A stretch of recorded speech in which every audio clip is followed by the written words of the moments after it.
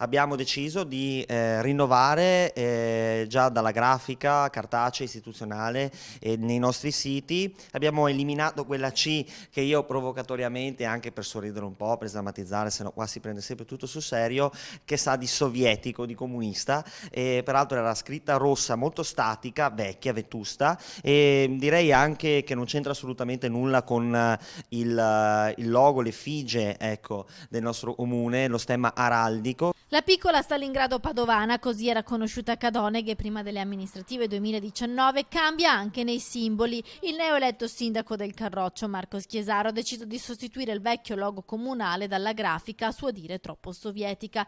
Si torna al colore scuro per la scritta posta al di sotto dello stemma araldico. Lo dico anche in modo anche un po' scherzoso, si è cercato di puntare molto sui messaggi subliminali. Abbiamo anche gli atri, diciamo, del nostro comune, ma i porfidi, i pali della luce, l'arredo urbano, tutto è rosso. La rivoluzione maggiore sarà dunque nel colore e così Cadoneghe la rossa vedrà molto meno rosso, che in effetti è presente un po' ovunque in municipio e anche negli spazi pubblici. Maniglie delle porte rosse, sedie rosse, rivestimenti della sala consigliare, all'esterno scale, lampioni, panchine e cestini sempre rigorosamente rossi. Per il primo cittadino la città deve esprimere con i fatti il cambiamento emerso dalle urne, ma assicura, nonostante sia leghista, niente strisce pedonali verdi. Assolutamente no, però faremo le strisce pedonali e in campagna elettorale ho promesso dei passaggi pedonali moderni, più attuali, e soprattutto eliminare le tante barriere architettoniche che qui a Cadoneghe abbiamo, che impediscono magari